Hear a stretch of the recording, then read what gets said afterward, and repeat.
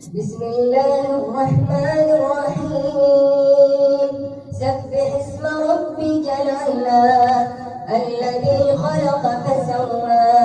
والذي قدر فهدى والذي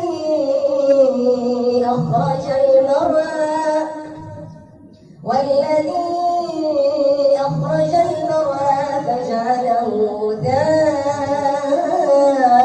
نحوا سنقرئك فلا تنسى إلا ما شاء الله إنه يعلم الجهر وما يخفى ونيسرك لليسرى فذكر إن بعد الذكرى سيذكر من يخشى ويتجنبها الأشقى الذي يصلى النار الكبرى ثم لا يموت فيها ولا يحيا